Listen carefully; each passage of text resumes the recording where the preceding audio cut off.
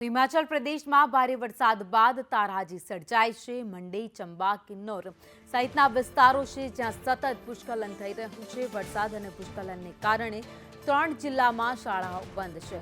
ચંબાના ચુરાહમાં વાદળ ફાટવાથી ઘર પર પહાડ પડ્યો છે, તો કિન્નોરમાં ટોંગટોંગ જે નાળામાં પણ પૂર આવ્યું છે। કિન્નોર કૈલાશ યાત્રા પણ એક દિવસ માટે બંધ રાખવામાં આવી। સતત વરસાદથી સતલજ અને બિયાસ સહિતની નદીઓ છે જેમાં રૌદ્ર સ્વરૂપ જોવા મળી રહ્યું છે। નદીઓ બે કાંઠે વહી રહી છે, તો સોમવારે શિમલા, કુલ્લુ અને કાંગડાથી હવાઈ સેવા પણ રદ કરવામાં આવી હતી। તો મંડીમાં ભારે વરસાદથી સ્થિતિ બેહાલ જોવા મળી। હિમાચલમાં 382થી વધુ રસ્તાઓ બંધની હાલતમાં છે, તો 682 ટ્રાન્સફોર્મર, 151 પાણી યોજના બંધ રહી છે। પ્રદેશમાં જગ્યાએ 250 બસો ફસાઈ ગઈ છે। 20 જૂનથી હિમાચલમાં સતત વરસાદ વરસી રહ્યો છે। વરસાદને કારણે અત્યાર સુધી હિમાચલમાં 72 લોકોના મોત થઈ ચૂક્યા છે। 34થી વધુ લોકો લાપતા છે। તો આ સિઝનમાં હિમાચલમાં 34 વાર ફ્લેશ ફ્લડ આવ્યું છે।